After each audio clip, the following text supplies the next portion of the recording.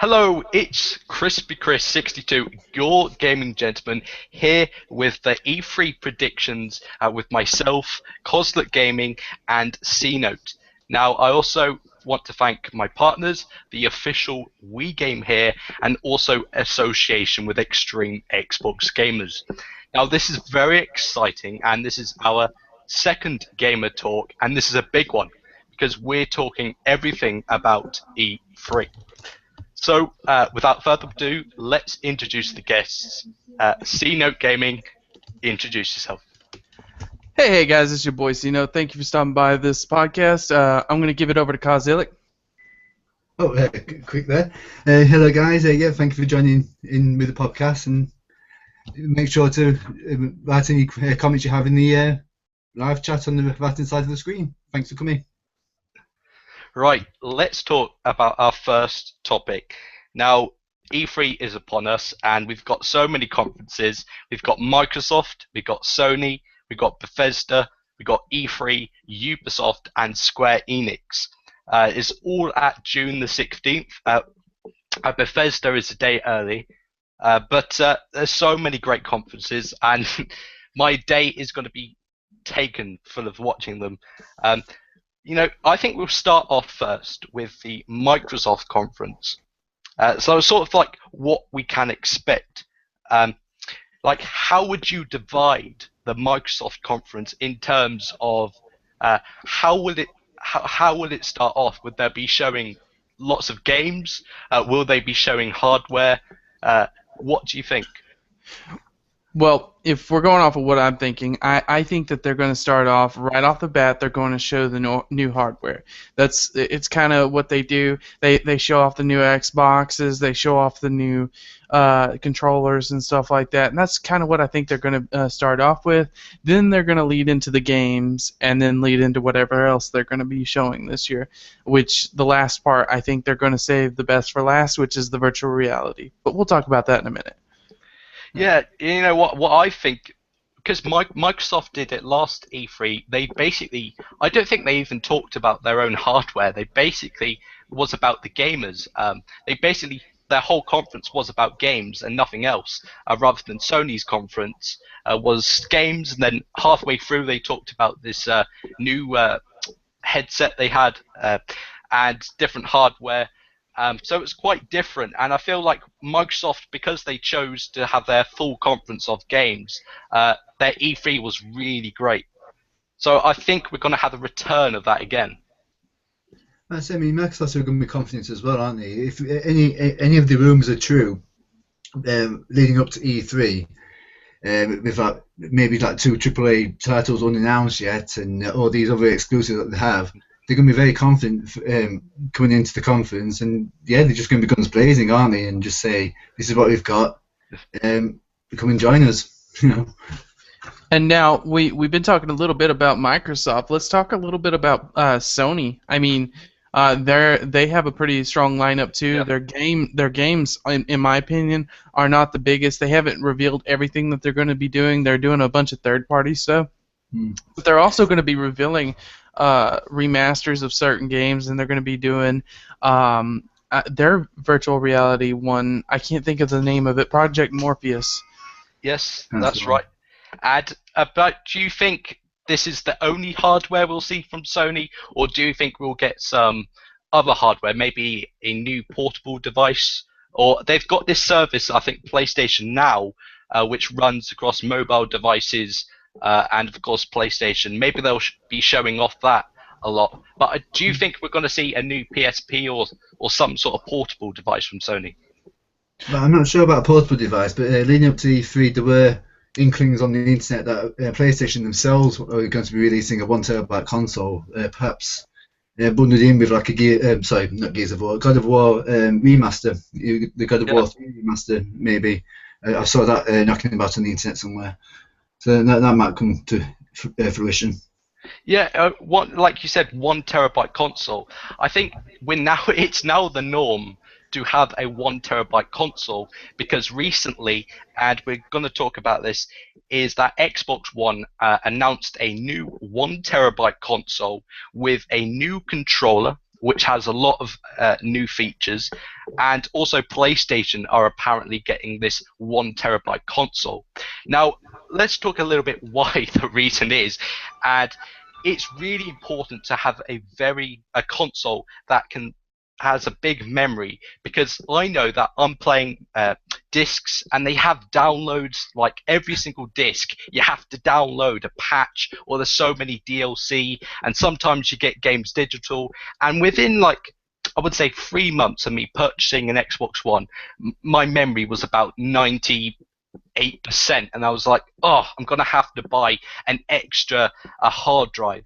So this is really nice that they're actually listening to their fans and actually bringing a 1 terabyte console, which is twice the 500 gigabyte, which is just really nice, and it's for the same price as you would normally for an Xbox One console. This is very. Oh, go ahead, Kaz. Sorry. No, you go ahead. And this is really nice because for me, like you were saying, I both have digital and physical. I'm mainly leaning towards the digital, and having that ability to have that much space is awesome. The Xbox also has that ability that you can plug in a USB port for your external hard drives, and you got extra space via that. And man, I can fill up a terabyte really quickly. What about you, Kozluk? No, the same. I mean, but both my memories on both consoles are completely full up. I'm sick of having to uninstall games so I can play another one. It's a long time coming, but it's something that they probably could have done from the start. I mean, 500 gigabytes didn't seem a lot considering the size of the games. They knew on 500 gig, especially in games like GTA 5 and other games like it were like 50 gig. They knew that these hard drives will be taken up relatively quickly, and it's something that maybe they should have thought of before releasing, maybe having a bigger hard drive from the start. But that's just what I think. Well, no, you have an amazing point there, because I've talked to many gamers who have basically said when Xbox One launched, they didn't expect. People thought when you put a disc in the Xbox One, that's it. You don't have to be online. You don't have to be connected. You don't have to download like a 40 gigabyte patch and wait 3 days to actually play the disc. It's kind of ridiculous, and I feel like I don't think they can really do anything about it. I think they have like reduced the times on how much you can download, but it is really nice to bring a 1 terabyte console in. It may be too late for us because we're plugging our hard drives and setting that and then getting a bigger one. I know I'm doing that, but if I got another console in the future, I know that would be 1 terabyte. Exactly. Yeah. I know where you're coming from there. Yeah, and I mean, with these external hard drives, they're not too expensive. I mean, like a 2 terabyte hard drive you can get for about £80 in the UK. Yeah. So it's not. I won't be surprised if next year maybe that they announce a 2 terabyte console. If you notice, that's what they did with the 360. They're constantly upgrading the 360 with its memory. Absolutely. Let's talk a little bit about the prices. So they're selling the console, and this is UK, normally for £350, £349, and that is the normal standard edition. However, they just announced the 1 terabyte edition, and that's going to be the same price as the standard edition of £349.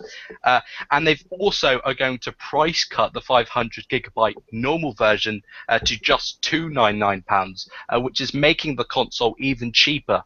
It's really nice. And for people that are really looking for something cheaper, like people that aren't wanting to give up their Xbox 360, this is the perfect opportunity for them to get an Xbox One and still have a decent sized hard drive in it, but not the biggest in the world.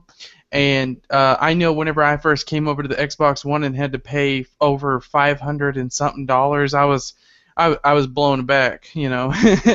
So $290 is a lot better price, a lot better. And yeah, go ahead, Kozluk.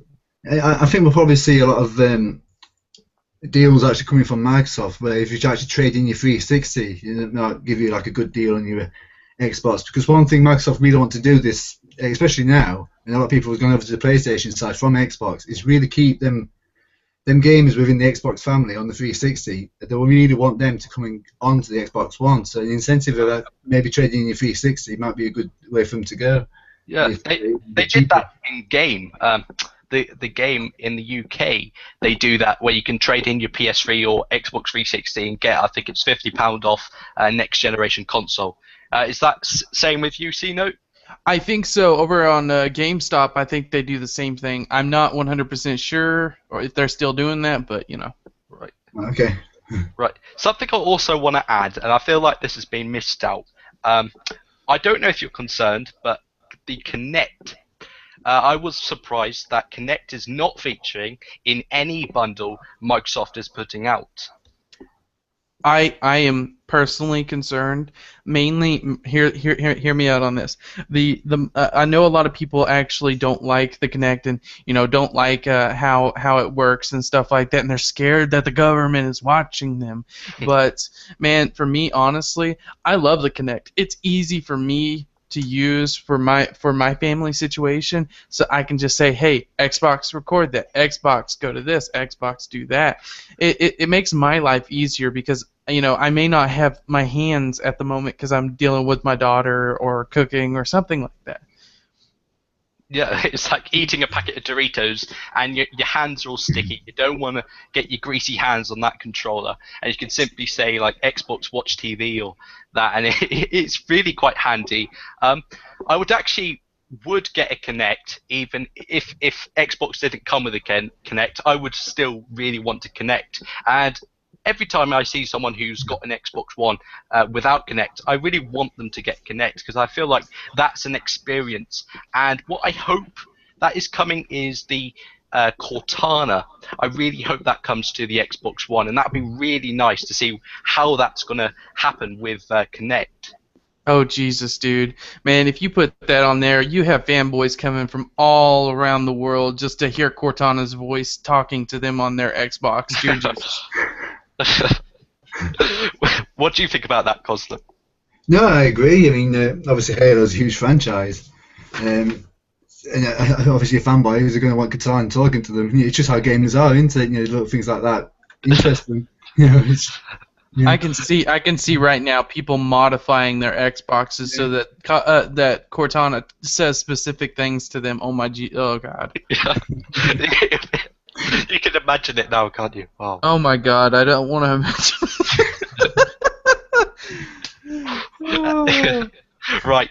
Also, a big thing to note, and one of the most important things, is Xbox announced a new controller, and I'll hand that over to C-Note Gaming to talk a little bit more about the new controller. Okay, guys, so the new controller, it's super exciting for me. I'm one of those guys that will take a controller, buy it, smell it, and love on it for a good long time, and play it for about 3 or 4 months, and then get tired of it and sell it back to GameStop. They are coming out with a new controller with the new Xbox One Terabyte, and they're also going to be selling it separately, I do believe. It's going to have a new 3.5 millimeter jack in it, and this new 3.5 millimeter jack is amazing because you are going to be able to plug in your normal headset. You don't need Turtle Beaches, you don't need those expensive things. You can just plug in a normal headset and hear the game without having your TV on. Now, with just having the normal headset, you're going to have to use your Kinect to talk to people if you want to talk that way. But yeah, that's pretty much it. And they've got them in really cool colors. They got over here in America. I'm not sure if they're changing it up over there, but they've got the brown, gray, and black. Yeah, the Covert Forces, I think it's called. Yeah, it's freaking sweet. And just to add on that, I think they're also having precision left pad, right pad, left trigger, right trigger, and bumpers. They're changing the bumpers up. They're not changing the triggers. They're changing the bumpers. I see. Yeah. Also about there's a new adapter, if I'm correct, that plugs into your Windows 10 PC, and you can use the Xbox One controller, and it will work perfectly with your Windows 10 PC. Now, I didn't know that. That's interesting. I didn't read any of that, but that would be really nice because I'm upgrading to Windows 10 as soon as it hits. Yep. There's that little button just watching me for when Windows 10 comes out. I could just click on that and it downloads. So. Oh my god, I'm super excited for that. Right. Also to add, do you think the reason for having this new controller was for the ability to play Xbox One games with the Xbox controller on your PC? You know, do you think that's going to be their focus at E3? I'll let Koz go for a second because I've been going. I don't really have much to add, but yeah, I mean, perhaps not in the Microsoft conference, but maybe so much in the PC conference, which Microsoft will be taking a part of this year. I think they're really going to drill into the fact that you can play your Xbox games on PC, and maybe this controller is a big factor in that. You know, a bit more, so it's more comfortable for maybe Xbox players that want to play on PC to make that transition. But I can't understand why they're doing it, because it will take a lot of sales, I think, from the Xbox One. If you can play your Xbox games on the PC, I don't know. I think it's just leading people onto the PC rather than console. I absolutely see your point. Yeah. We talked about this in the Welsh Chris podcast with myself and Bowen about that Xbox is probably not going to be focused on its own console anymore, but rather as an entertainment service that works across Windows 10, mobiles, PCs, Xbox, and HoloLens, and now VR, all coming together. And honestly, I think that's a great idea, because if you have the ability, and this is from my perspective as a parent, if you have the ability to play your games on different devices, such as I can play it on the Xbox anytime I want to, but let's say my wife wants to watch TV, but I still want to play games. Hey, you know what? Okay, that's fine. I'll just move over here. I'll turn on the laptop and I'll start playing on the Xbox, or something of that nature. I'll put on the goggles and start playing, and that's an awesome feature for me, and it's making it more versatile, and I love the versatility of the Xbox so far. Yeah, right. Let's talk a little bit about Microsoft's exclusive titles. There's so many games, so many exclusives, and Xbox, I think, did a statement where this will be the best E3 ever for exclusives. I think their slogan is like, the Xbox is the best place for exclusives, and it's obvious that exclusives are going to be having a massive presence at Xbox, bigger than before, and to get new exclusives. But for now, we're just going to talk about the exclusives we know that's going to happen. Turn 10 Studios, the developers behind one of the hit series for Xbox, which is of course Forza, are announcing Forza 6, and that's going to be running in 1080p 60 frames per second with 450 cars at launch, 28 new tracks, a new graphics engine, and it's leaked screenshots, and this is going to be another leap forward in the graphics department. And also they said that they want Forza 6 to be the best racing game ever. See, now I've played Forza a couple of times. I can honestly say I've never owned Forza. I played it, at Walmart, and I played it at my friend's house and stuff like that. I'm not normally a big racing guy, but whenever I did play these games, and whenever I actually get into the games, man, they're absolutely beautiful. I love some of the mechanics they have in it and stuff, and I've seen some of the leaked footage, I mean not leaked footage, the leaked photos that they were showing, and man, that looks absolutely beautiful. It does. Have you got a Forza game, Kozluk? I had Forza 5, but I don't have it at the moment. I sold it, but I'm not really much of a racer for mine, and the Forza game came with my Xbox, so it was good. Yeah, but going back to that Forza, I mean, let's say it's probably going to be the racing game of this next gen, because you say about 450 cars, but you're forgetting there's also trying to implement 24-player online races, 24 people racing at one time, and I don't know if that's been done before, but it sounds quite a lot for a racing game. Yeah, and they also have dynamic weather as well. And I bet quite a lot of money that this is going to be a leap forward. When I saw Forza 5 for the first time on the Xbox One, I was blown away. It did. It looked great. I'm not doubting the fact it looked how great it looked and how it played.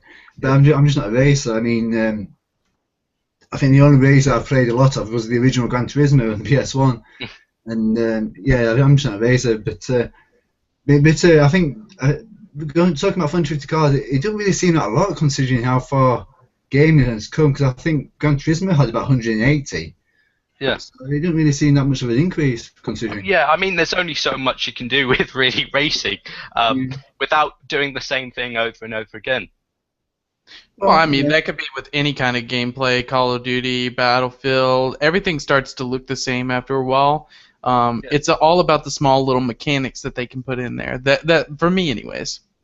And I have a little confession to make. I don't own a Forza game. But I did play that little demo, I think it was Fast and Furious, on the Forza Horizon 2, and I absolutely loved it. I played Forza Horizon on the 360, but Forza Horizon 2, not just the graphics, but the fact it was really open, and that draws me than the Forza series, which is just on set tracks. I'd rather have an open world Forza. Agreed. I played it as well, and man, just saying, having that Dodge Charger was a dream. That's one of the cars I've always wanted, to buy and build it just like that. Oh my God, it's so beautiful. Right, let's talk. You got anything else to say about Forza? Nope. No, not really. Just yeah. That's right. it, really. Let's talk about one of the biggest flagship titles for the Xbox One. One of probably everyone's talking about it. The Twitter's blown up with it recently, and of course I'm talking about 343's Halo 5, the fifth installment in the franchise, and it looks to be the most ambitious Halo to date. And I say that because it's got new protagonists.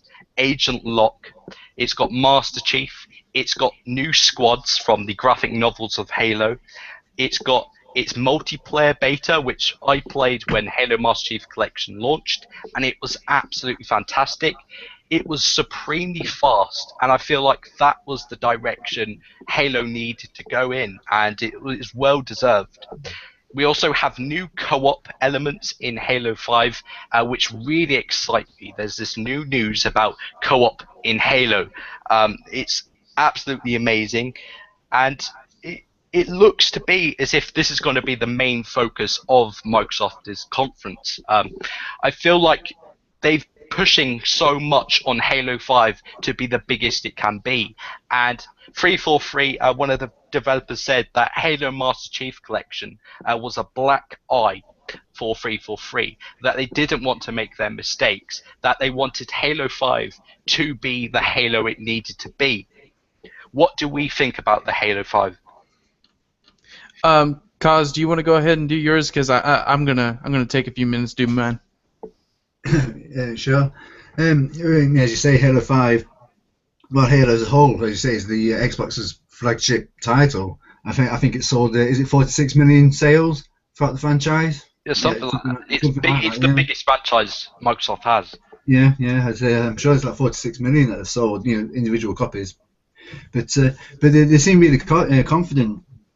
I mean, there was a bit of an uproar, weren't there, about the Xbox Live Gold being required. Initially, you didn't need it, and now you do.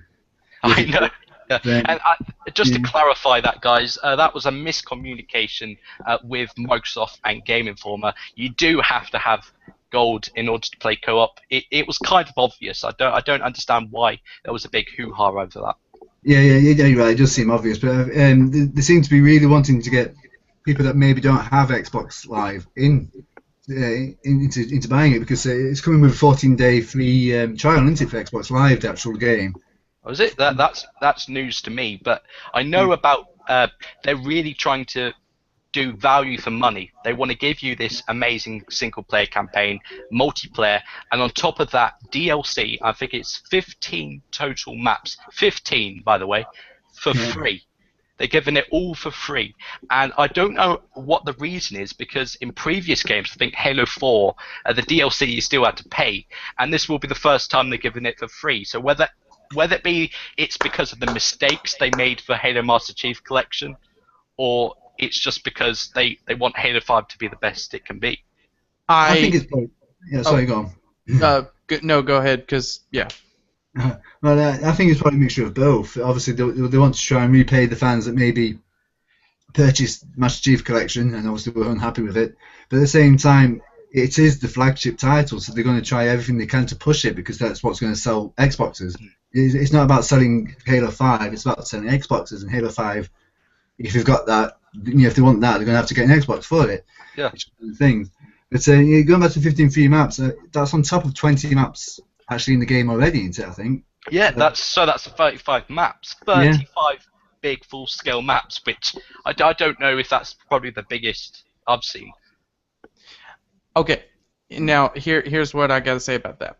Okay, hey, with them giving away so many maps, so many awesome maps, that's amazing. They are not only hitting the fan base, their fan base, but they're also showing, like Call of Duty and all the other people, that hey, we are going to give this away. I think The Witcher 3 did the same thing. And people responded really well to that. Giving away DLC is the way to go. That is the way to get more customers. By selling DLCs like map packs, you're actually pushing people away. That's my opinion on the fact. For Call of Duty, I'm always going to buy the map packs. It's just how I'm going to do it. But for Halo, that's amazing. That's awesome, and I'm super happy that they did that. 343 Studio did a great job on that. And what else is that they put time and focus, and it was clearly shown in the Halo Master Chief Collection that they focus on each map. I mean, normally, like other map titles, they just chuck a map in the base campaign game and say, here you are, that's a multiplayer map. 343 really does take their time to make sure they've got the best jump spots, the best cover, the best design, and they've done a fantastic job in their multiplayer beta. I'm really excited what maps they've got to reveal yet. And there's rumors going around, I think there was a screenshot as well, that there's this new underwater map in Halo, and it's got like these whales surrounding it. That sounds great. That sounds awesome. Can I shift focus for a second on something real quick? I want to say something that's kind of on me. I'll admit something. I didn't play Halo 4 as much as I did. I bought it and had fun with it for a couple of weeks, and kind of got a little pushback because of some of the things that were in it. But what I think that this game is doing right is it's bringing an amazing drama to the franchise by shaking people's ideas of their hero, the Master Chief. Everybody loves the Master Chief, and that's, they are dead set on Master Chief. And how they're doing this is bringing Spartan Locke into to uncover the truth of what Master Chief is really doing. Now, none of us really know the story behind this yet, but they're slowly leaking stuff out with the Hunt the Truth series. There has been a few leaks. Yeah, with Hunt the Truth, right? Or are you talking about something else? Yeah, well, they've got the Hunt the Truth, which they're building. That's like a foundation for what they're building on. I haven't actually been catching up with Hunt the Truth, but I've heard really great things. Oh my god, dude. Yeah. What do you think then?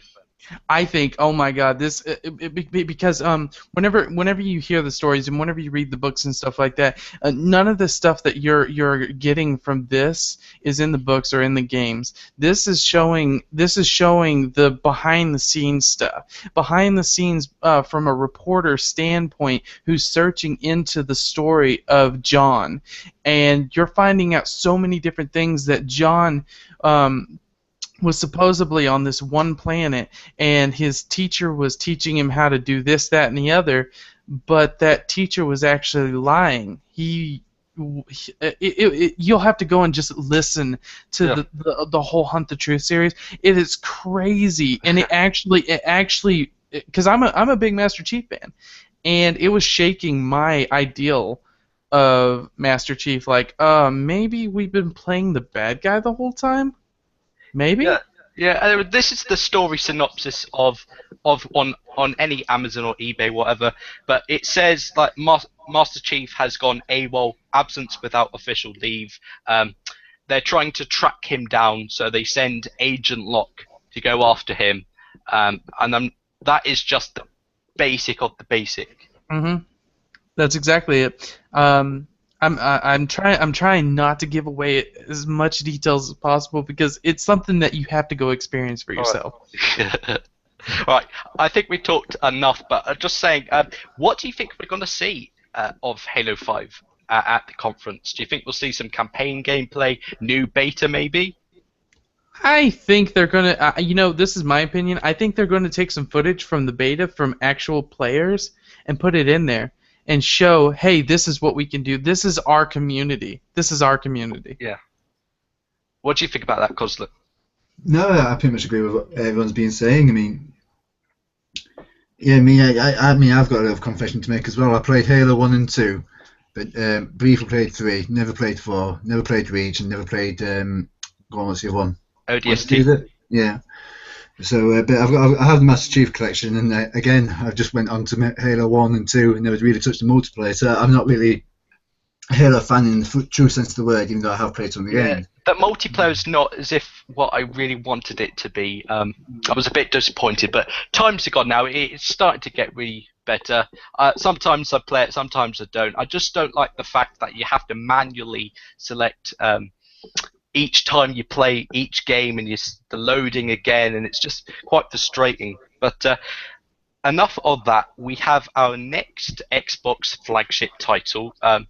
This is a very exciting one, and I know a lot of people are very excited about this. I know Iron Wolf is one YouTuber that probably talks about Gears of War every single day. I mean, he's so excited. But the studio Black Tusk, which is now called Coagulation, I think, or Collation or something, they changed their name. And that is, of course, they're working on Gears of War 4 and perhaps a Gears of War remaster or maybe a collection. What do we think? Yeah, I'm certainly for a collection. I mean, people have gripes against collector's editions, but a lot of people don't play these games. I mean, I'm another one that's not really played Gears, so going back into the franchise would be something I'd be interested in. You know, people complain about them, but they don't have to buy them. They don't have to buy these collector's editions.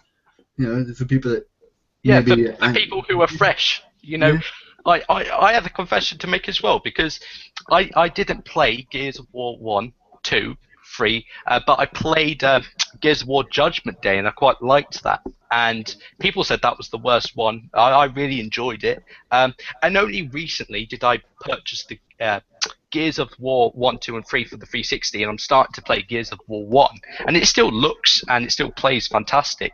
But there was a few leaks, and I did a video about this, that Gears of War is having a Gears of War 1 remaster, is the only Gears of War 2 get remastered. What do you think about that? I think that's probably a bad move in some ways. If you're going to do a remaster, you need to do the full remaster, I think. Yeah. Just doing one don't really make that much sense.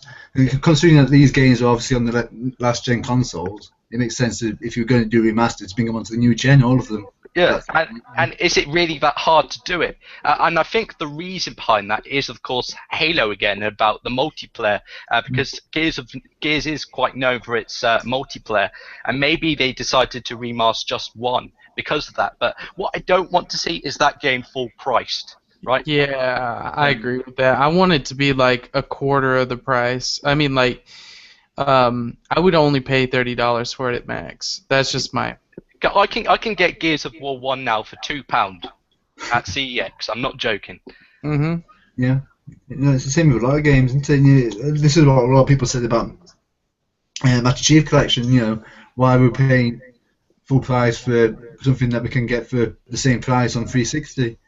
You know, Yeah, but Yeah, but I think Halo Master Chief Collection was a bit different because that included all the games, and it was it fair did enough. know the amounts, and Halo 2 was a complete remaster, wasn't it? The complete went Yeah. to town on Halo 2, so it kind of was, that was really worth the money. But yeah, So what do you think we'll see? And Gears of War 4 as well, the next one.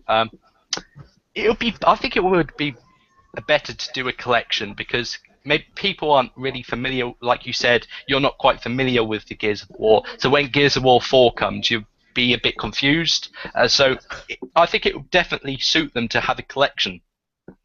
well, yeah, like I say, as you said before, just for new people into the franchise, to get into the franchise, obviously know what's going off, and refresh it for other people. Yeah. Because like I say, a lot of people had to sell their 360s, so the previous consoles, to buy new hardware. I was one of them. So, refresh it before they play. Because I don't know if everybody's like me, but if I start playing the next installments of the game, I make sure I play the previous titles first, even though I've not played them 20 times before. I still replay them so I'm refreshed and I know what's happening. Yeah. And a lot of people won't be able to do that now if they ain't got the 360s. So, yeah, they really need to do a collection. Yeah, to just add on that, the developers, the Black Tusk, they changed their name to Coalition, which is a Gears of War term, but they're only allowed to work on Gears of War games. They can't do anything else because their name is something related to Gears of War. So if they did another different total game, they can't do that. Yeah, it seems a little unfair, doesn't it? Mm. But they must have agreed to it when they were, when all this was going off. They must have agreed to it. Otherwise, why is it just coming apparent now? So it's their own fault, really. If I'm honest. Yeah. So what this basically really does mean is that we can see more Gears in the future. I think they've got at least about a 10-year, 20-year with Microsoft to just keep producing Gears. But can you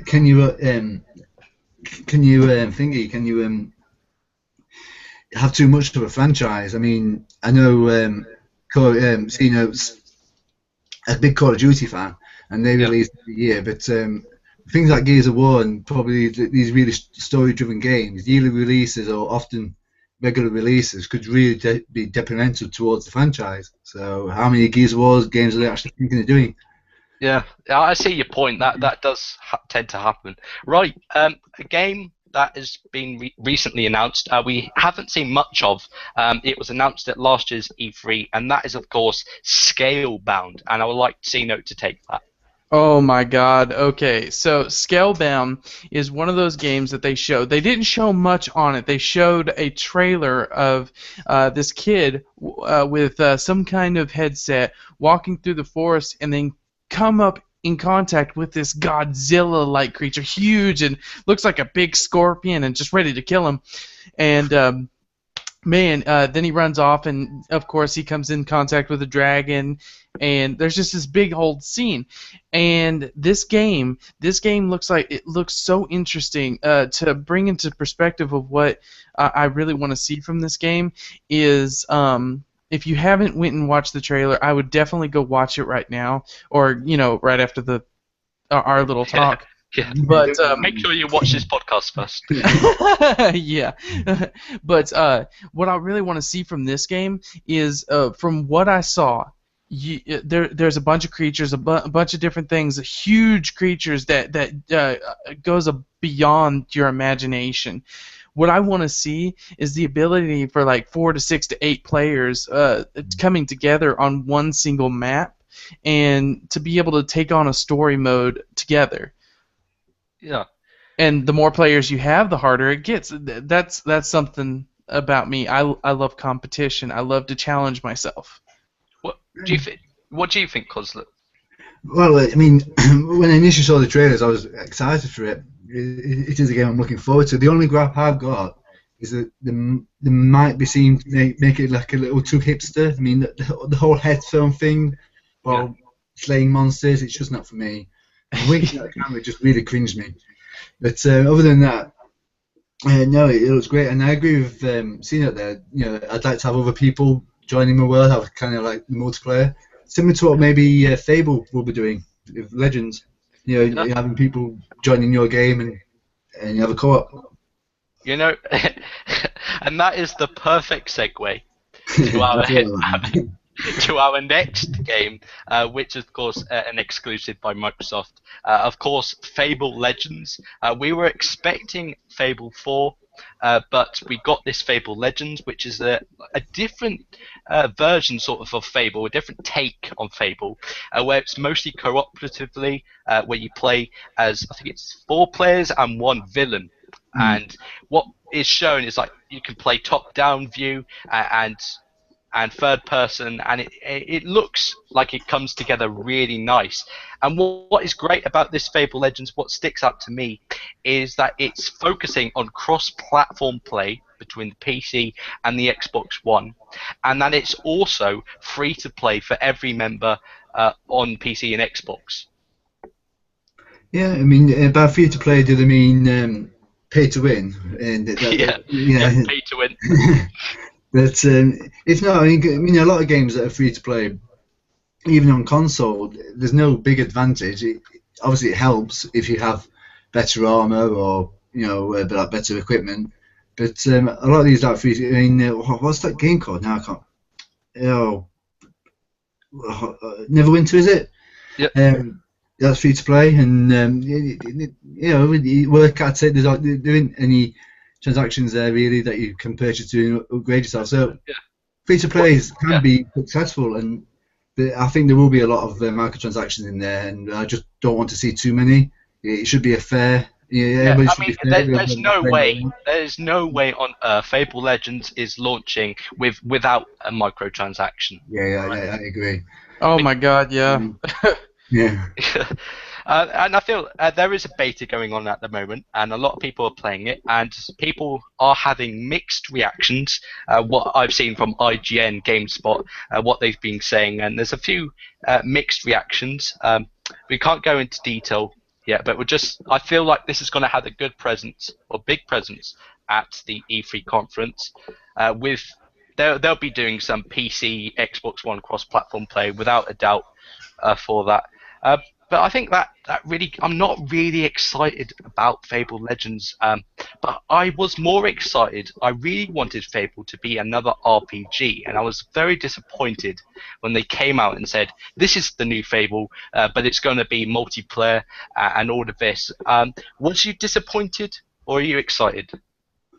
No, I was disappointed, and a lot of my friends were as well. I mean, I played the original Fable. And I think I played the second one as well. But they are really story-driven titles. So for them to be multiplayer based, it's not what Fable's all about, is it? You get sucked into the story of Fable, you get sucked into the the atmosphere and little gimmicky little jokes and the stupid little achievements that they have in Fable. That's what it's all about. So for it to be a multiplayer-focused game, it just doesn't seem like a Fable title. I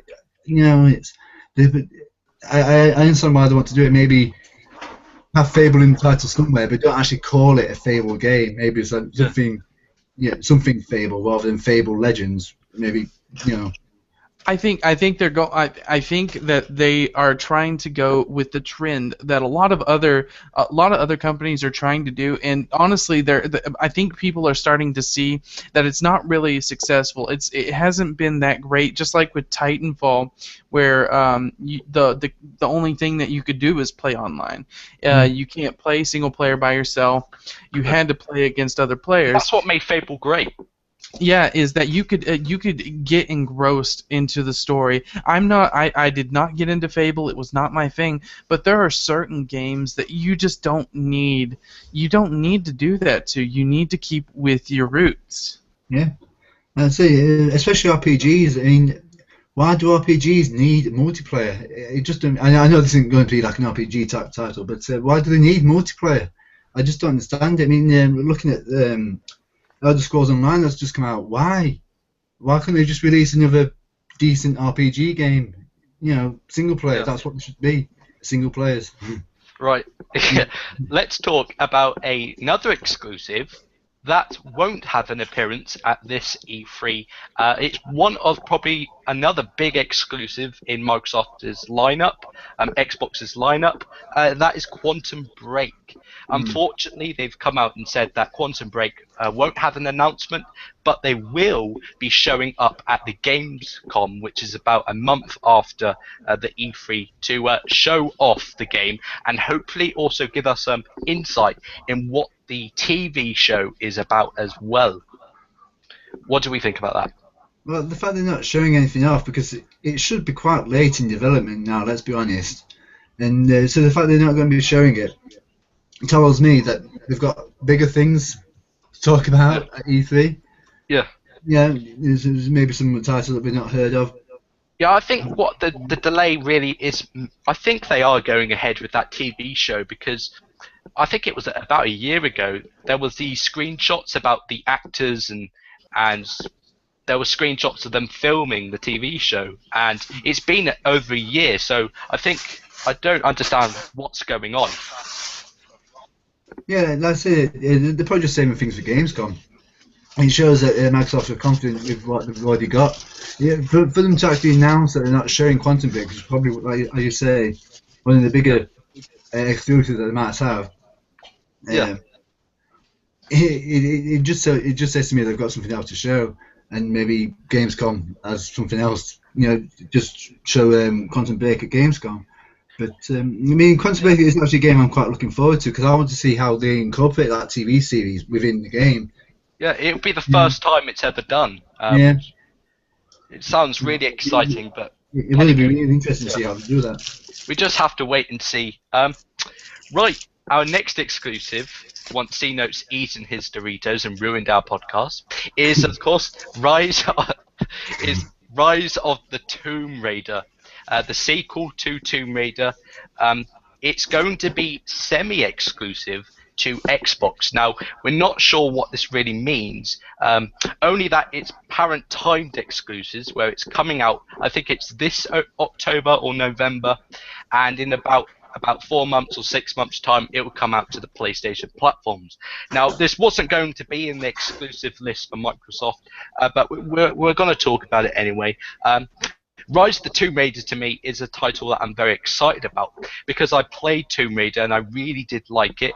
I thought it was a great reboot of the Tomb Raider franchise. I thought it delivered justice. There was a few flaws, and specifically for the multiplayer, and I wish they dropped the multiplayer.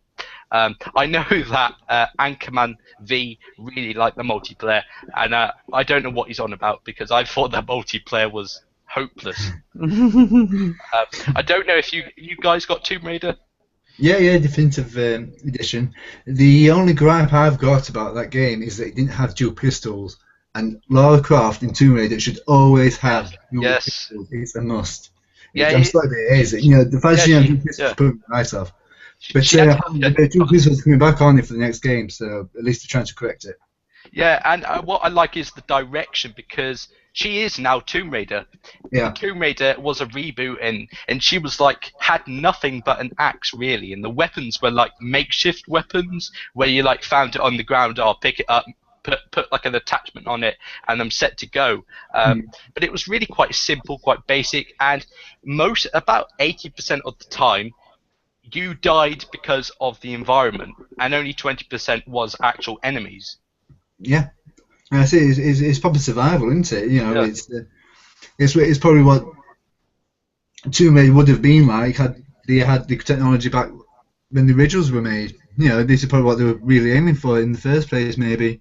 Because obviously, not only are you searching tombs like you did in the reboot, but it's more of a survival thing rather than just a platform. Yeah. And I think, and that's why it was really great for me, because it was just about survival. It was great to about 3/4. I really didn't like the ending of Tomb Raider, but it was great for that 3/4. And then it kind of, I've got these great new weapons that I've built up throughout the entire game, but there's no enemies to shoot at.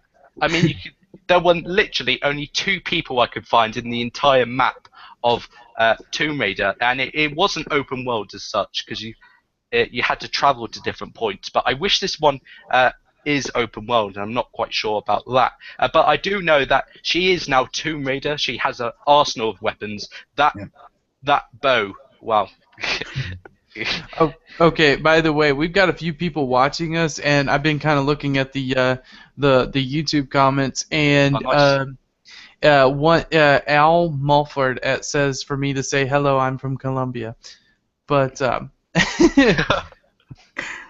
but yeah, I really don't have much to say about the whole Tomb Raider thing because I played one like I think it was the demo or something like that. Now I just honestly wasn't impressed. It just wasn't for me. You know, certain games aren't for every gamer. No. Just to final off the Microsoft exclusives. Rise of the Tomb Raider seems to be having a big focus. I feel like Xbox has put a lot of money to get this exclusive, and if they didn't, they have to show a lot of Rise of the Tomb Raider, and that's my reasoning. When they do the conference, they're going to open up with Rise of the Tomb Raider.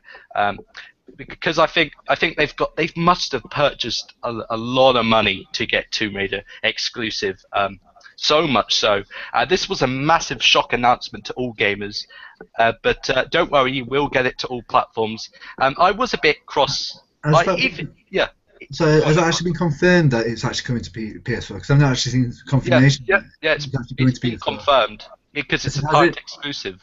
Timed exclusive, but timed exclusive, it could be going to PC. I've not actually seen it confirmed that it's going to PS4. That's a really great question, and I think I'm going to research that, and I'll put it in the comments below what they've really said about that coming to the PS4. But yeah, I think we're going to see some gameplay demo and some big reveal. But yeah, I'm quite excited about that, and I cannot wait. Right, let's talk. Of course, we've talked about Microsoft exclusive. We are going on Sony exclusives. And the first game I'd like to start off with is a God of War remaster. God of War. That's a game that I really could not get into whenever I was a kid because I was raised in a really sheltered home. Games like that were like, no. So to be able to get into a game like that, a remaster of that and Gears of War is exciting for me. I don't have a PS4 yet, but next tax season, I'm definitely getting another one. What do you think, Kozluk? I pretty much the same again. I come from a very big Methodist background, so it was kind of strict in what I could play when I was a kid. So yeah, again, I'm looking forward to God of War because, and I said the remastered 3 version is probably going to be bundled in with the new PS4 as well. So they're making a big deal of it, and obviously new game as well. So yeah, maybe. Yeah, look forward to playing that. Are they? Is it a collection they're remastering or just the one? No, it's Gears of War 3. I think they're remastering. Yeah. Right. Also, a Ratchet. Just recently, a Ratchet and Clank reboot. I'm very familiar with that, and I know Cino is very familiar with that. So, Cino, let's talk about Ratchet and Clank. Okay, well, from what I've seen, because I haven't been able to see a lot of it, I've seen a few YouTube videos, and I've seen some stuff from IGN, and from what I've seen is they didn't just polish up the game and put it out there. It's a reboot. It's really beautiful. There's from what I saw, there's just more. Like in the older games, there wasn't very many people in the area. Now it's filled with a lot more hustle and bustle, as they were saying, and it just looks so good. It looks beautiful. I like what I see. It does look really good. I like the take on it that it's like a film based on the game. What they showed off at the trailer was quite neat. It looks very polished game. It does look amazing. I like the mechanics in it. What they just showed with the explosions, the art design looks fantastic. I myself don't have a PlayStation 4, but I would really like to get one to play these missed exclusives. These exclusives, like some of them, I really want to play. And our next exclusive in the lineup is Uncharted Collection. Now, this is very big for PlayStation because this has really been PlayStation's baby Uncharted, and I've never played an Uncharted game. So when this Uncharted collection was announced, it really drew me towards that. Kozluk, have you played Uncharted? I saw my PS3 very early last cycle because I was. I can't remember the reason for it now. I just remember being very disappointed in it, so I got rid of it straight away, pretty much. But yeah, and I say, and obviously missing out on a lot of titles. I mean, The Last of Us was another one. So I'd like to go back and replay the Uncharted series because I've only ever heard good things about it. So it'd be interesting to play them. Yeah. What do you think, Sino? I have nothing to say on that because I've never played it, and to be honest, I didn't hear about it until I didn't even know about the Uncharted series until just here recently. Well, to me, when I look at Uncharted, what it reminds me of is a bit like Indiana Jones, like the male version of Tomb Raider, right? That's what it looks to me like. But you know, it draws me towards it because I like those games. It's about survival. What it looks to me, the design, the environments look really great. I don't know what the story is, and forgive me, I am on my Xbox console, so I'm not familiar with these exclusives. But you know, it does seem really nice, and I like the fact they're doing a collection like the Halo Master Chief Collection. But apparently, what I've been reading is the Uncharted is known for its multiplayer, and Uncharted 4 is going to get a multiplayer beta with the Uncharted collection, but the Uncharted collection won't have multiplayer on its free games. Yeah, because I think it was Uncharted 2 especially, wasn't it, that everybody just raved about the multiplayer. Yeah. And I think it was Uncharted 2. I think there was a lot of gripes about Uncharted 3's multiplayer, but it was Uncharted 2 everybody just loved the multiplayer apparently. And that was something I was when I saw the Uncharted collection coming up, becoming available. That was something I was very excited for because I was looking forward to playing that multiplayer that everyone was talking about, and then now we can't. Do you think the reason for having this Uncharted collection is because of the delay for Uncharted 4? Oh, definitely. They've had to keep fans happy, haven't they, somehow? And, yeah, that's the only reason because we only heard about it recently that there was going to be a collection. They didn't wait till their E3, which was a bit surprising. I mean, this is a big title. You're just going to announce it now and not at E3. Very surprising. Well, that's something that I think Sony's probably got something up the sleeve that people aren't expecting. Something even bigger. Yeah. I can't remember his name, but one of the CEOs at Sony. Oh yeah. It's on record, isn't it? Was it via Twitter, I think, saying that their lineup this year is quite sparse. Who says that? They've got something planned. They have to. They definitely, because they're announcing their their good exclusives. I mean, Uncharted, God of War, and all this exclusive that's been announced already. We know that Xbox has their exclusives that haven't been announced. There's a game. Don't know what it's called. Last of the Guardian. A lot of people are saying they're really excited for that. I haven't got a clue. Can someone help me out? I can't shed any light on that, I'm afraid. I can't shine any either. I've never even heard of it.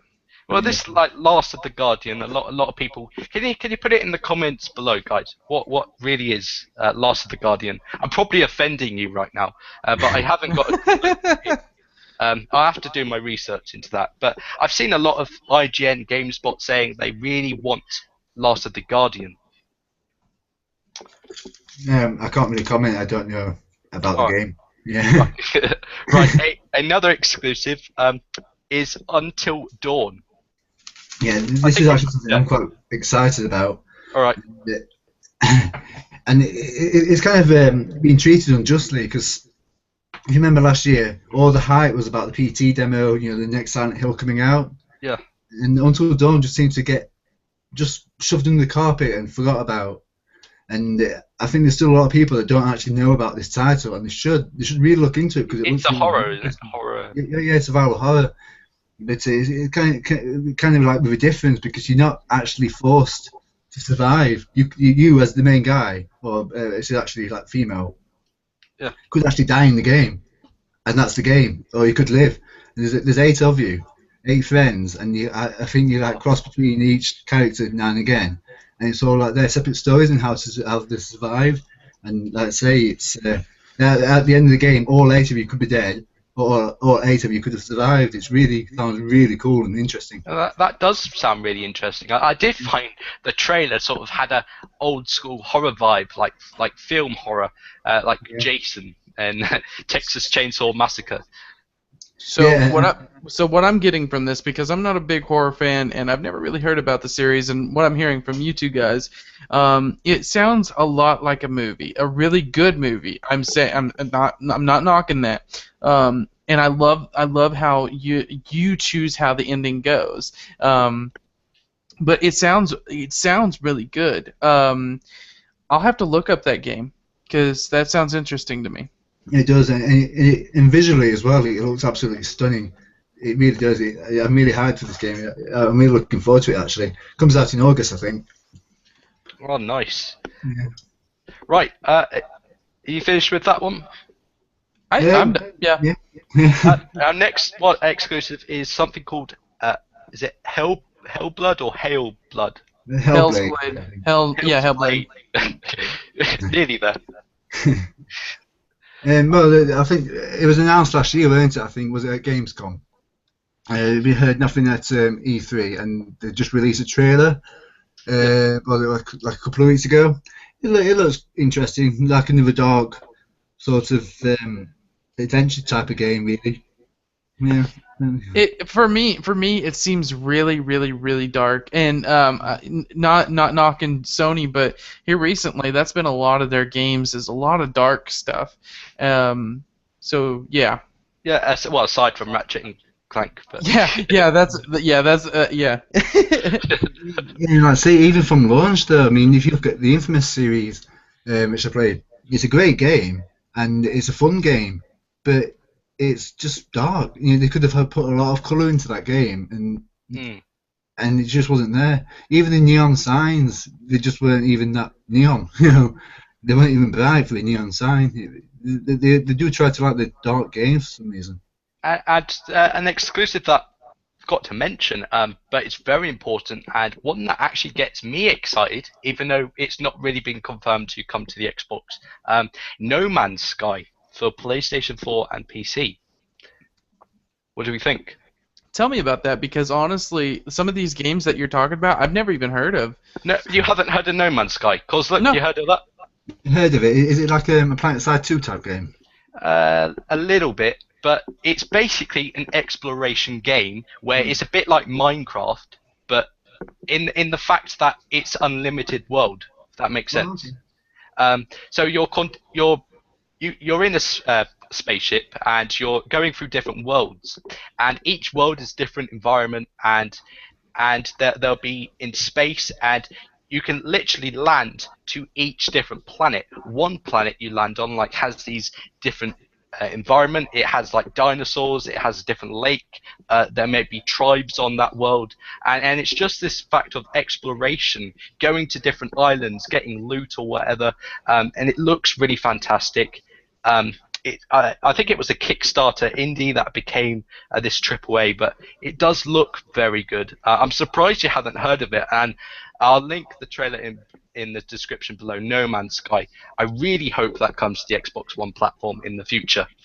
Yeah, I mean the exploration side of it alone has me high. Anything that just lets me explore willy-nilly without any I think No Man's Sky doesn't have an objective, I don't think. So it's really just about exploration. I hope it has a multiplayer. That's the rest of my years taken up if that's the case. Right. Last two is Planet Side 2. What do we think about that? It's just like another free-to-play game, isn't it? MMO. Interesting fact, it actually holds the record for the most single players in a single player battle at one time at 1,158 players. That's actually a Guinness World Record. What? You're joking. Yeah. Wikipedia is my best friend. I just looked it up. But anyway, 1,158 players in one single battle. That sounds. I mean, I think that was on the PC, but that's amazing. That's not a battle. That's a frickin' war. It is. Yeah. Can you imagine that? Jeez, I Yeah. could, man. Just imagine. I know, I'm going back to Call of Duty, but could you imagine 500 people versus 500 people in Call of Duty? Oh Or my yeah, or God. Battlefield would be a better Oh, example. What you, Tom? yeah. Oh. Jeez. Right, last two exclusives have already been done, so technically they're not, but I have to mention them, and that is Bloodborne and The Order 1886. They were really great. Bloodborne got some excellent reviews. Order 1886 not so much, but I have to bring them up because they were part of the exclusive lineups. Only they launched quite earlier on. Have you played Bloodborne? Haven't you, Kozluk? I've played The Order. I haven't played Oh, Brotherhood. Order. Yeah. How did you like that? I enjoyed it. It didn't deserve the criticism it got. I agree it was way too short for like a £6 game. It was way too short. But I really enjoyed it. The story was decent. You know, I wasn't really expecting much more from it in that respect. Visually stunning. It's probably the second best game I've played on the next gen console. What's the first game? You know the answer already because it's Lightning of Rome on the Xbox. That's what you asked, that, isn't it? All right. Yeah, but no, it's the second. I mean, the thing about Rise was the only reason why Rise gets the mantle is because it was a colourful game. You could see the colours and it was like part of the atmosphere. Whereas in The Order, it's just like another dark, gloomy game, and there was just no colour to it. That's why I give the visuals to Rise. Yeah. Right. I'll tell you what, this has been really great.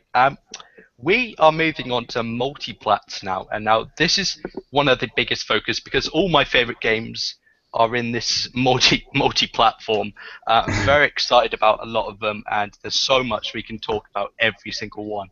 So to start off, and to give Zeno his Wall of Fame, Black Ops 3 Call of Duty. I think it's the 12th installment or 11th installment now, but it looks to be shaping up really great, and it's made by Treyarch.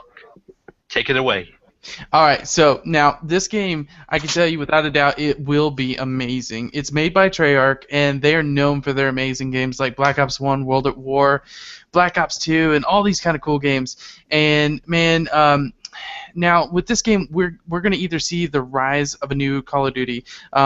Like with Advanced Warfare, what we saw in that is that a bunch of people jumping around and moving quickly to get to places and giving a more linear gameplay. You're not just on the ground. You're moving around. You're going up to places that you wouldn't normally go to.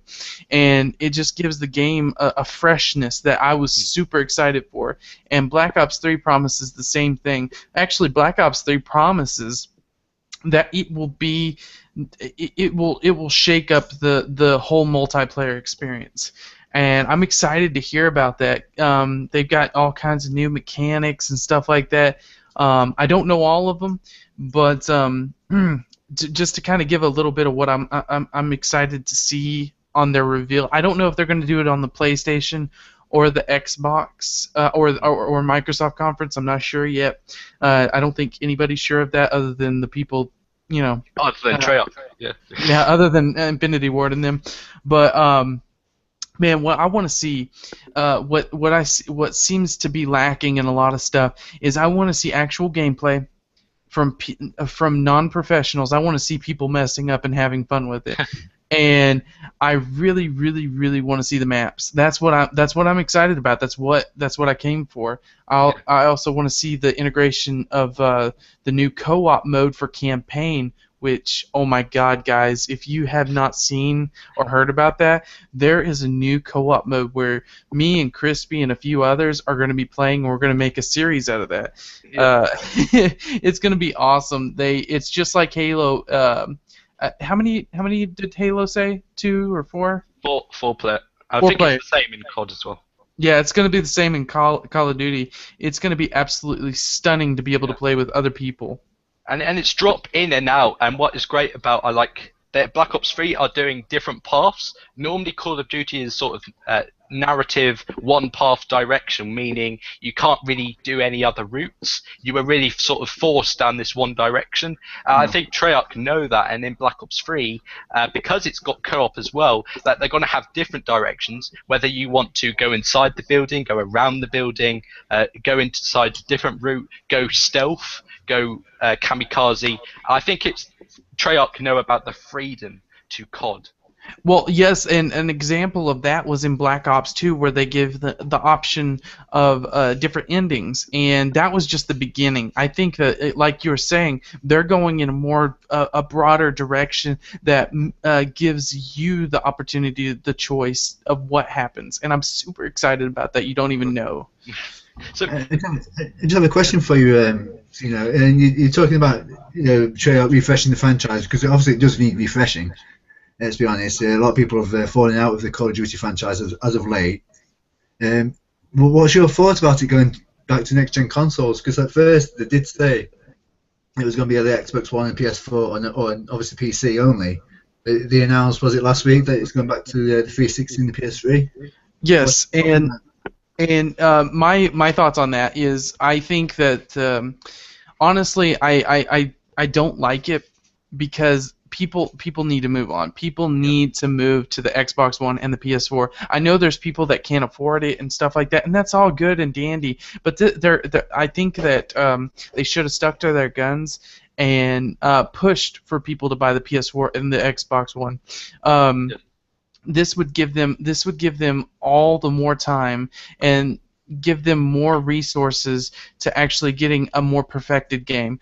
I know that PS4 and Xbox One, the PS3 and the Xbox 360 will be actually their versions of the game will be made by different groups. I can't remember the groups. Some of the features will be taken out as well in the 360 PS4 version.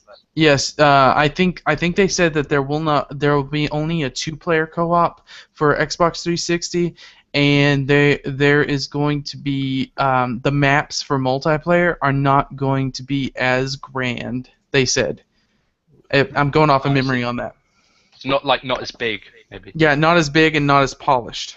I've got one thing to say about that, and I think it is money is a focus here. I do think the decision to bring it to 360 and PS3 was a money decision. There's no doubt about that. Or you could say that Treyarch wants, because there's so much fans playing Black Ops 2 at the moment. I mean, there's a fantastic fan base. If you go back to Black Ops 2, you would still get in a match quite instantly because there's so many players on there. Maybe they did that decision, but personally, I think it was about money. So, final thing to say about Black Ops 3, what do you think we're going to see? Do you think we're going to see some campaign? Or do you think we're going to see some multiplayer, maybe? I think we're going to see both. Oh, sorry, go on, sorry. Oh, no, go ahead.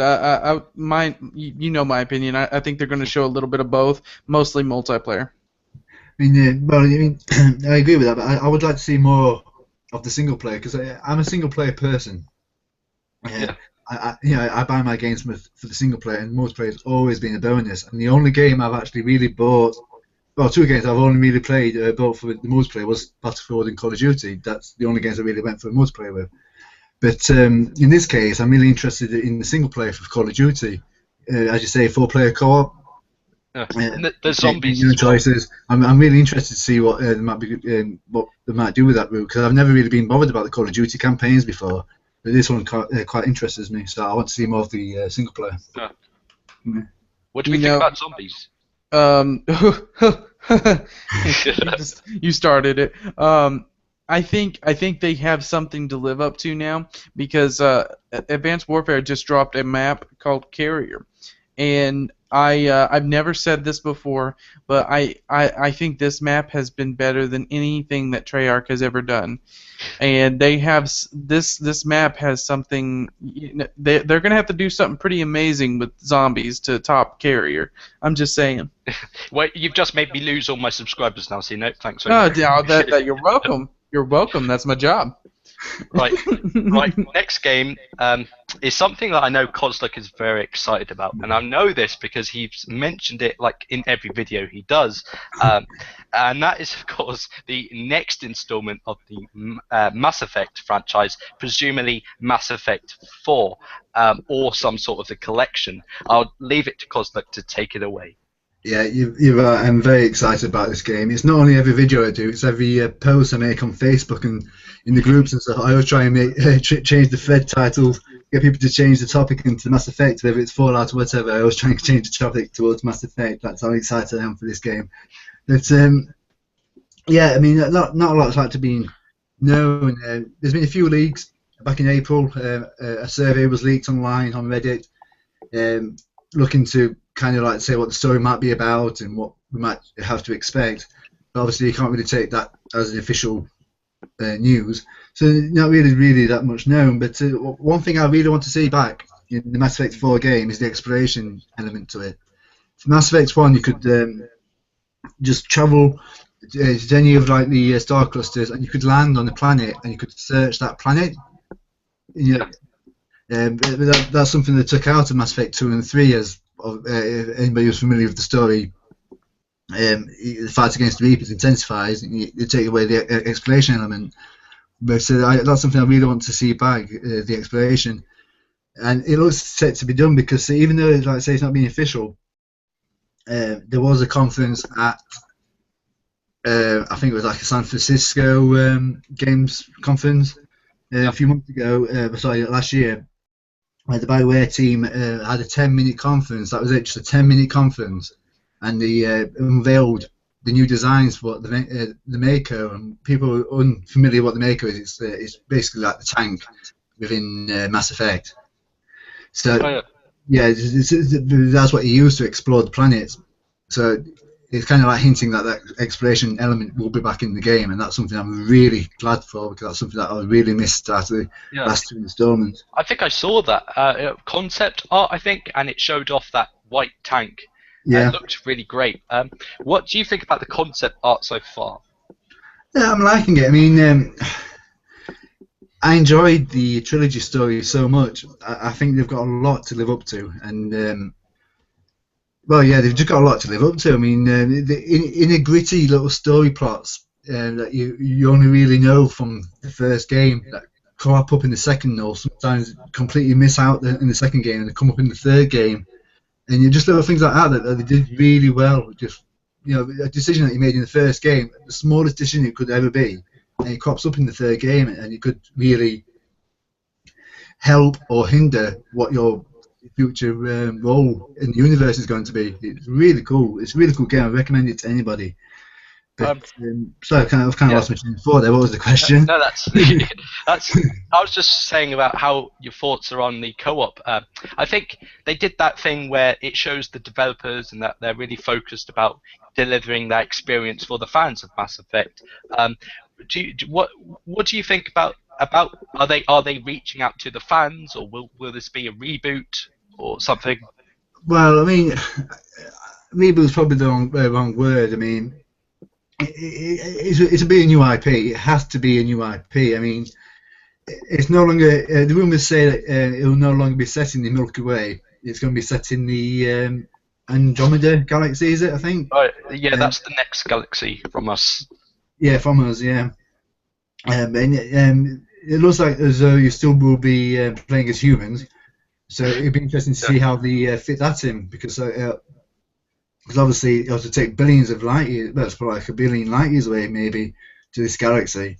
So it'd be interesting how they incorporate that. Will it be a prequel? Probably not.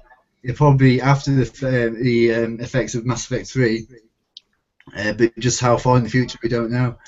Coming back to what they're bringing back to the fans, they have really listened to the fans. I don't know if you watched the trailer last year, but I think it was Chris Wynn, one of the CEOs.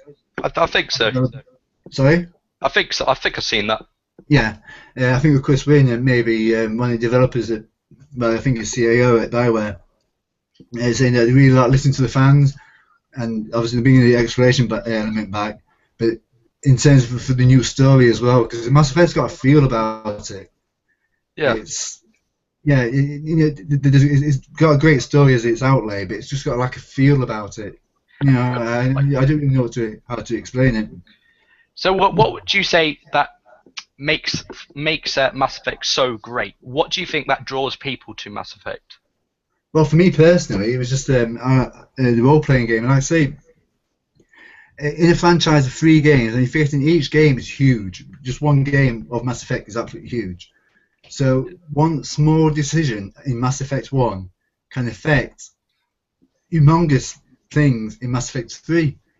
Just little things like that, or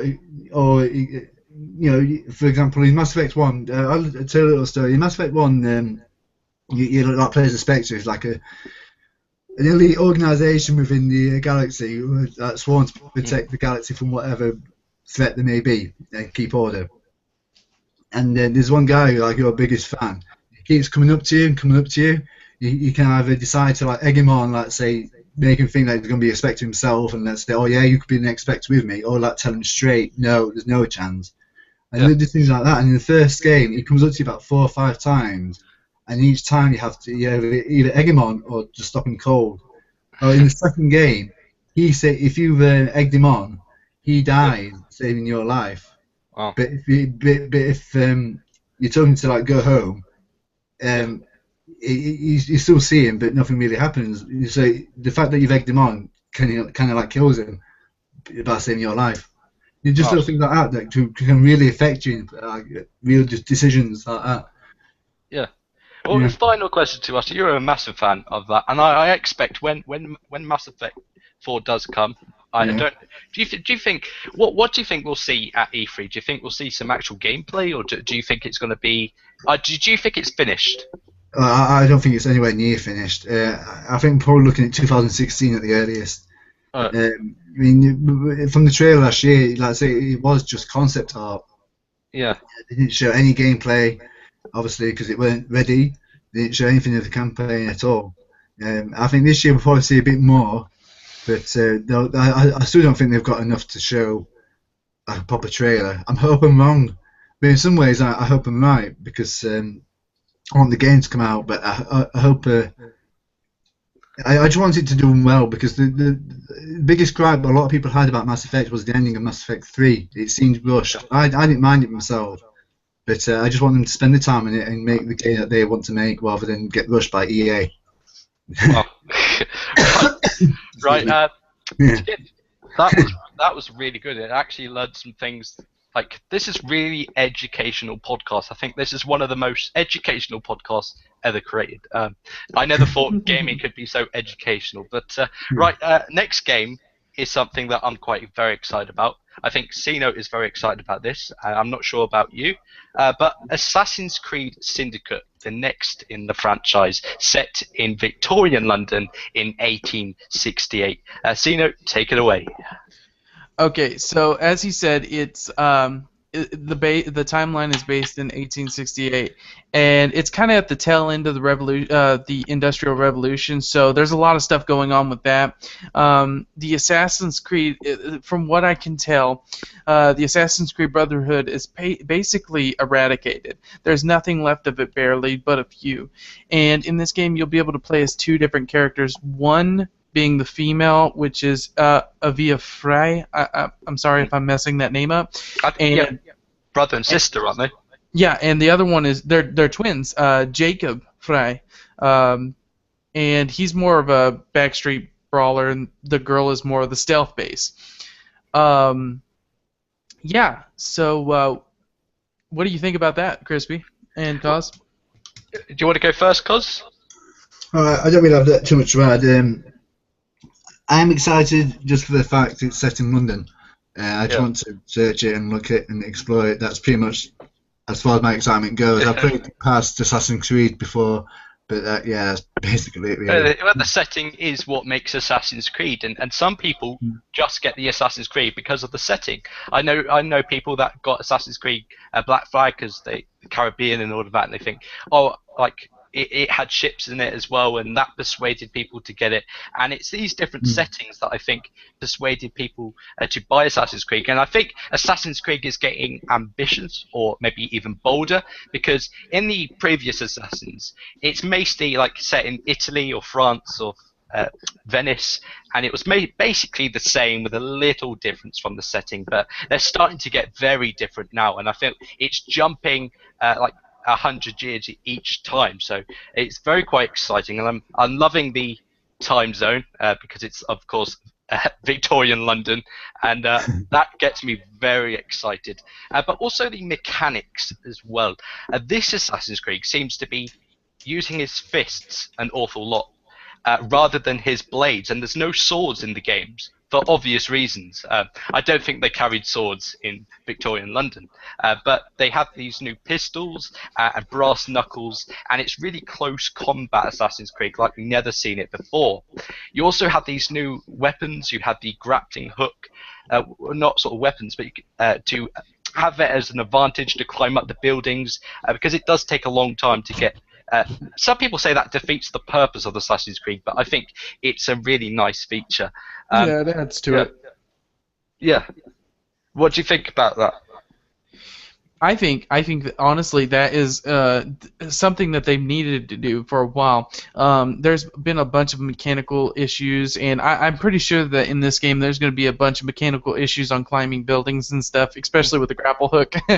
But I think that they need to add stuff like that. The further and further they get into the future, the more things that they're going to need to add to make it seem plausible, to make it seem interesting. Yeah, because and just like you were saying, you can't just go out into the to the city street with a big ass sword and say, "Hey, come here, mister. I'm gonna kill you." Well, you can, but it would be extremely weird, and you'll be fighting against people with guns that can simply shoot.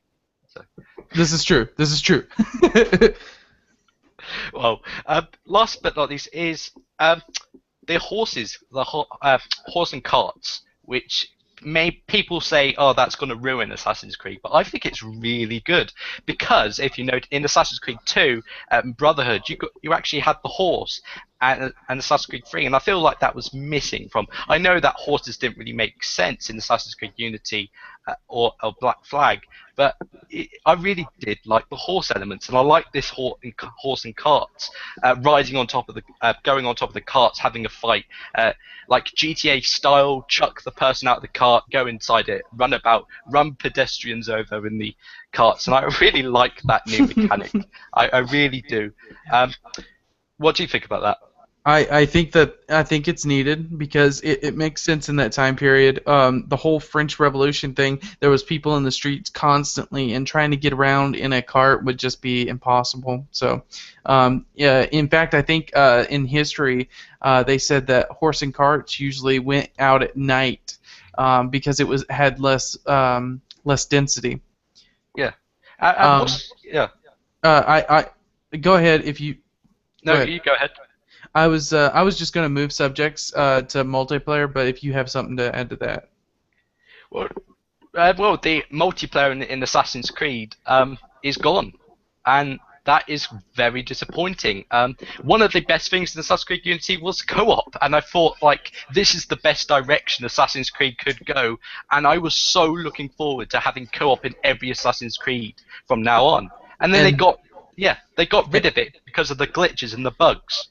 And that saddens my heart. That's what I was going to bring up, because that's something that I enjoyed so very much. I wish that they would have just polished it. I wish they would have taken the idea and just polished it up a bit, because it by the time I actually got to the game, because I bought it a little late, and by the time I got to it, it was beautiful. I loved it. We had a lot of fun with it. In fact, I did an interview with a gamer with it using me and Bowen. Yeah. And it's just a bit annoying, and I think there should be a price deduction because of the co-op. I know maybe I'm off my rocker, but Assassin's Creed Unity had a lot of content, and plus on that co-op modes. I mean, co-op added that you can play Assassin's Creed over and over again, and so did the multiplayer. Now it feels like you've got that single player, and once you've finished, all you've got is the collectibles, and that's done. So I hope that this has a bigger single player and more story elements, because Assassin's Creed Unity was missing out on that.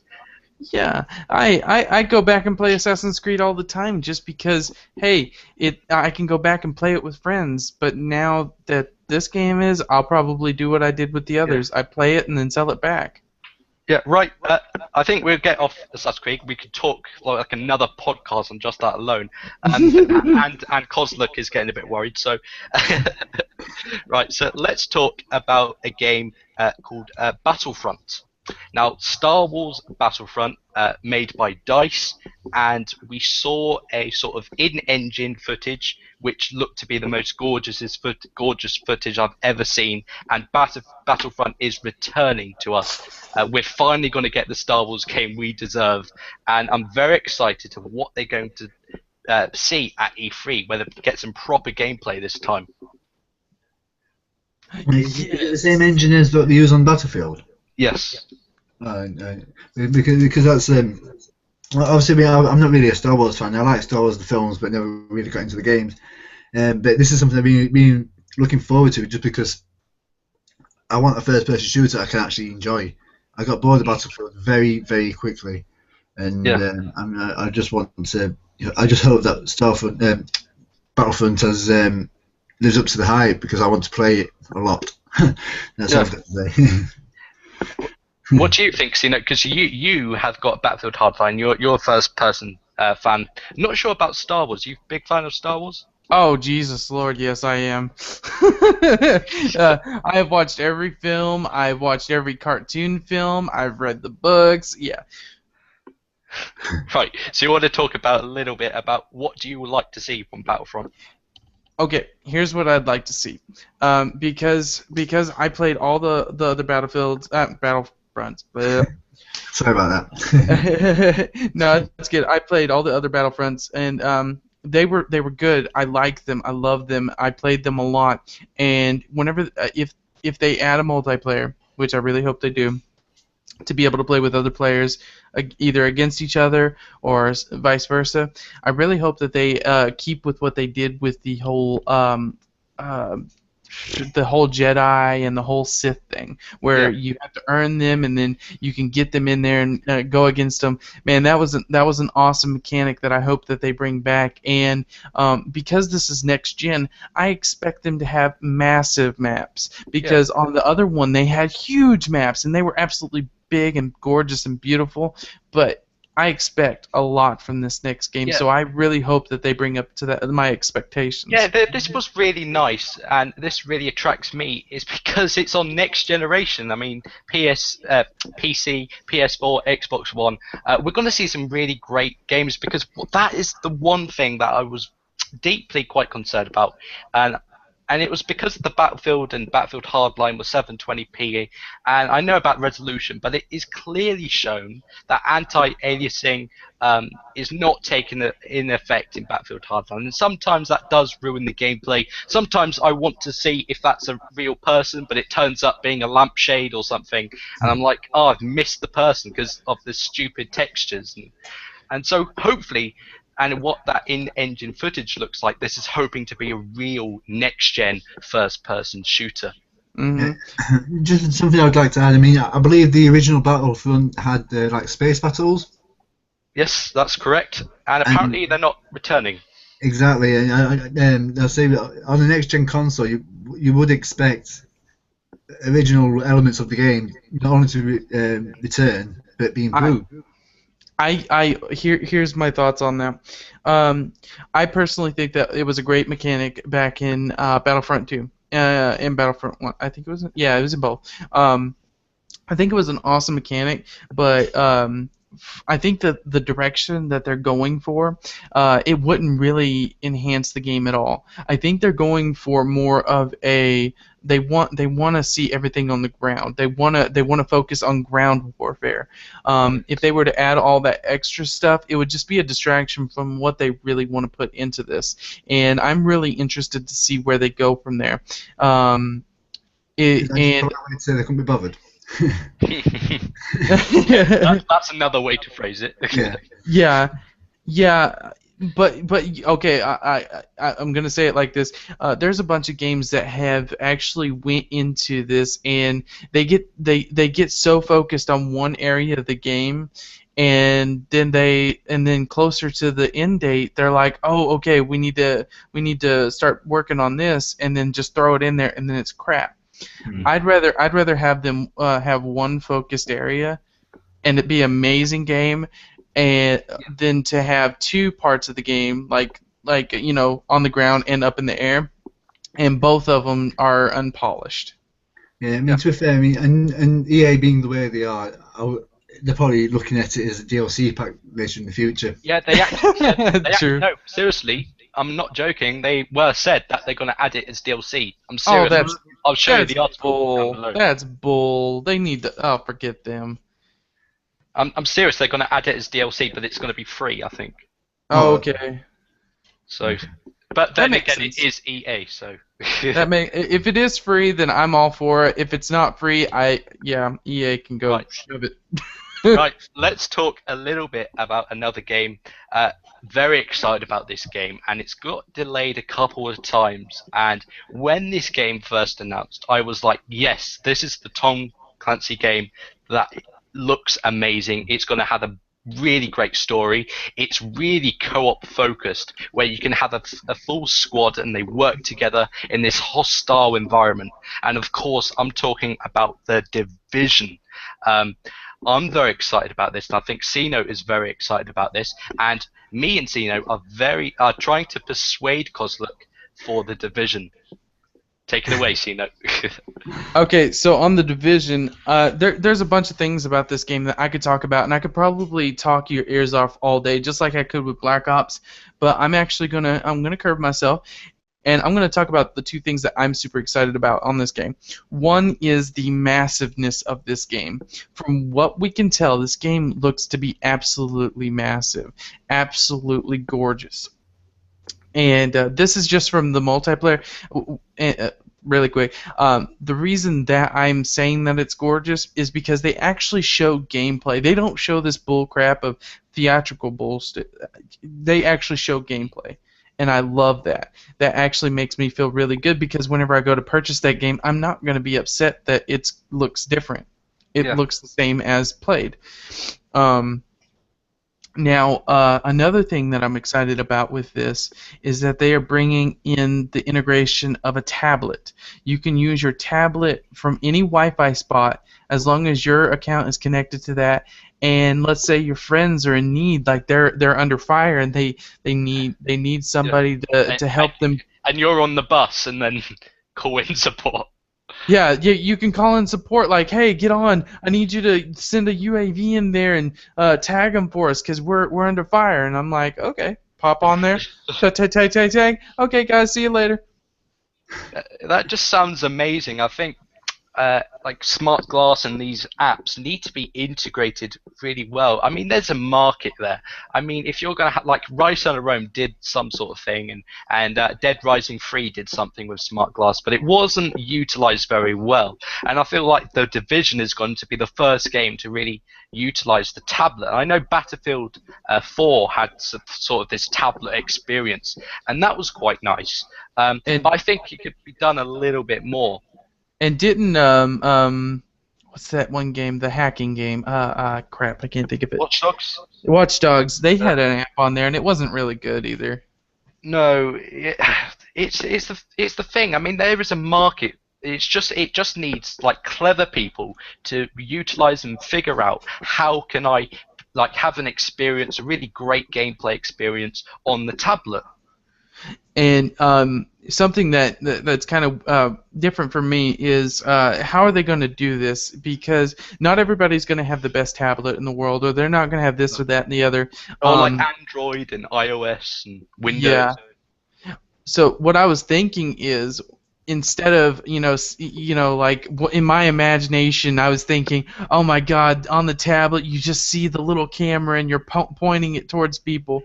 I'm thinking they're going to do more of like a UAV thing, where it shows you a map and you can zoom in on the map and move the little thing, and then point people out using that. it's interesting to me. I think that they could come up with something like that and make it usable for everybody and not just people with the best tablets and the best computers. So Kozluk, what do you think about this integration with tablets? It doesn't really have to be about the Division, but just that in general. I know Rise did that in Dead Rising 3. What do you think about the integration? Um,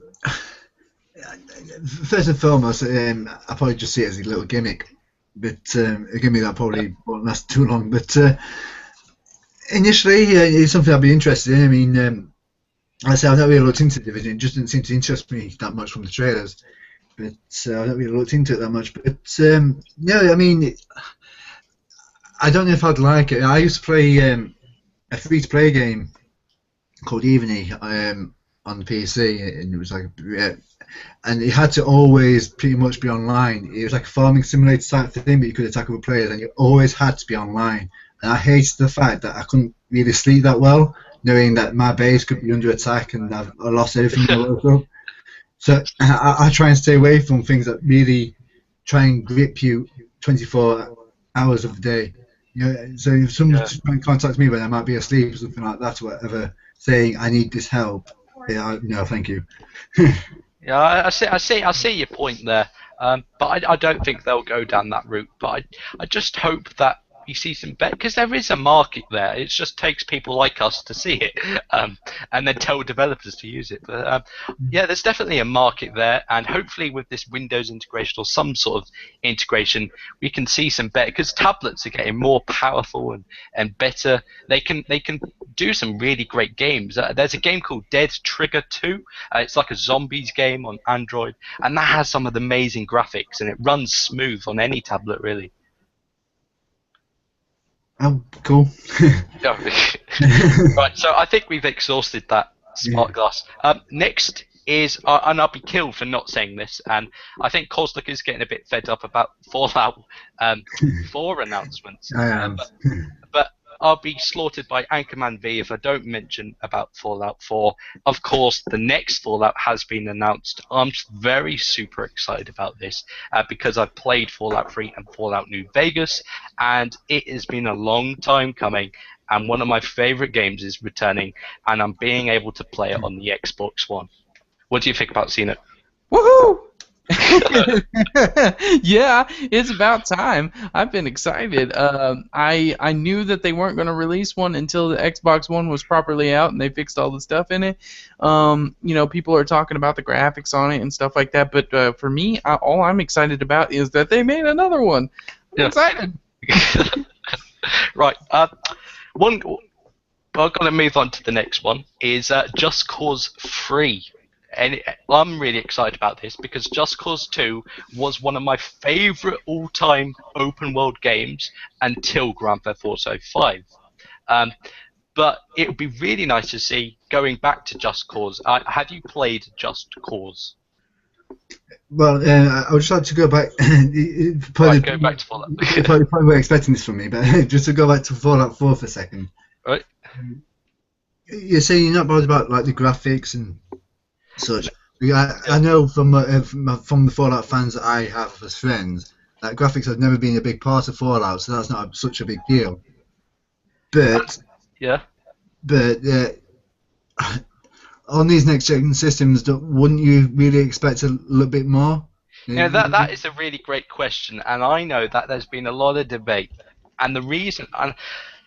What you got to remember is this Fallout 4 was not going. They didn't even know about PlayStation 4 and Xbox One. As soon as they finished Fallout 3 or Fallout New Vegas, they started working on Fallout 4. So they didn't build it for next generation consoles. Like CD Projekt Red, when they developed The Witcher 3, they knew about the next generation consoles and developed it on there. But Fallout and Bethesda did not know. So they've built their really great game, and they're not going to redo it just for the next generation consoles, probably because there's a time frame where they're going to release it, and I think they're going to release it this holiday season. But you've got to remember, they actually have increased the textures.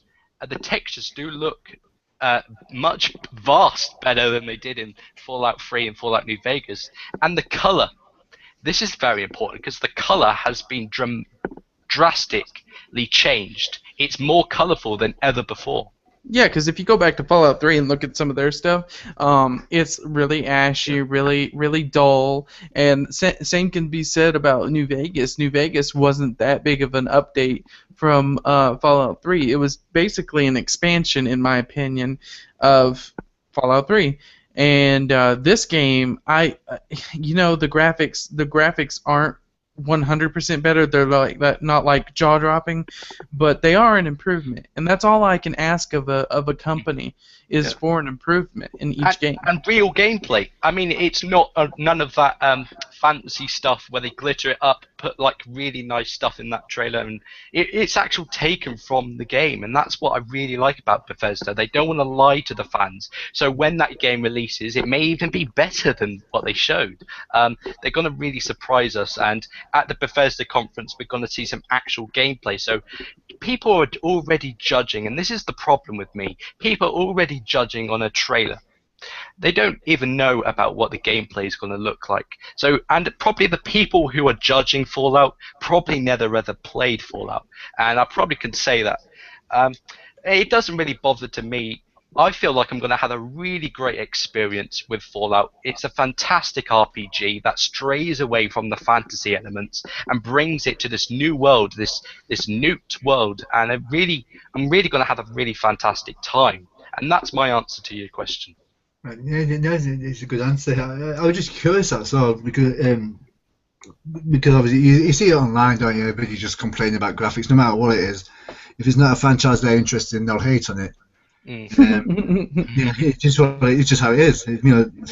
Just one of the sad things about gaming, I suppose. I was just interested to see what your two's opinion was on that. Yeah. Right. Yeah. Go on. Yeah, no, I mean, like you were saying, everybody's going to have a game that they don't like, and everybody's going to have I can honestly say I'm biased. I do like PlayStation, I do like Xbox, I do like the Wii U, but I use my Xbox One a whole lot more, and I prefer it. It's just it's something. No, there is no such thing as a neutral gamer. There's only you may like the others, but you're going to be biased one way or another. Yeah. Well, you're going to be wanting it for your console of choice, aren't you? Like me, because I was brought up with the Xbox from the original Xbox, the 360, and now the Xbox One, it's sort of clocked on with me. I mean, it would feel very different if I went to suddenly change to PlayStation, and I want to buy these games on the Xbox One if they're multi-platform. Yeah. Right. Right, have we finished this Fallout 4 debate? I think so. Right. But I do want to talk about like you were saying on Just Cause. Yeah. I personally had never played it before until you started talking about it, and I went to play it on the Games with Gold. Oh yes, that's right. And I absolutely love the game. It's absolutely brilliant. I mean, it's nowhere near the status of GTA 5, but it compares. Yeah. It does compare. It came out about 3 years ago. 3 years before Grand Theft Auto 5. And what was great about it is that it's not set in a city. It's set in it's this different place. It's sort of like Rio de Janeiro, Peru sort of place. Not quite sure on the actual destination, but it's quite different. And it's unlike anything, and it's so much freedom and different mechanics. And what makes Just Cause really great is the like the freedom, but you also have so many things to do. I mean, you can literally grapple a car onto a plane, ride the plane, and then jump off it and do all these weird, crazy stunts that you can't do in Grand Theft Auto 5. And it's really nice for stunts. Exactly. It's awesome. I'm gonna give it that. Yep. Right. I think that's. There are some games that I really wanted to cover, but I think there's so many multi-platform games that I think we're going to be here for years to come. And what this podcast was really about was just talking about what we're excited for E3 and the exclusive at E3 and what we can really expect from E3. So, what do you think, guys? What do you want from E3? Like, I could answer that in 2 words. But really, I just want to see games. I mean, talking about bias earlier, yeah, I do have a slight bias, but in 2 separate ways. I prefer my Xbox console. I prefer how it operates. I like how it navigates, in your dashboard. But I also prefer the controller, and so as an overhaul, the console of the Xbox I do prefer. But despite selling my PS3 last cycle very early, I have always preferred and looked over to the PlayStation side for the exclusives. They always seem to be the ones that I've been interested in. So there's a bias there, and I just want this E3 just to really, not only for the Xbox and Sony, but I suppose Nintendo as well. We've not mentioned Nintendo at all. No, oops, sorry, Nintendo, you're out of this party. Just to give us a good lineup of games we can all enjoy. Perhaps a few exclusive on either side, that's to be expected, but just games that everybody can enjoy and play, and that's what gaming should all be about, just having fun. Yeah, I mean, keep it gaming, keep it to the point, keep it where, whenever I was a kid, I didn't think about other platforms. It was whatever appealed to me at the time. I didn't go to look on the internet. I didn't go to look at commercials to say to determine what I wanted. You had to look at magazines and that, not internet. Like internet wasn't that common, so. Yeah, it was one of those things that I want our generation, I want this generation to start looking at games on the concept of what you like, what you see, what you think is going to be the best for you. Don't look at other people and say, if that game looks awesome to you and someone trash talks it, don't just go play it. Play the game. Yeah, and something else I really want to see coming back a lot more to the forefront is when I started playing games on the PS. I played games earlier on like Sega consoles and such.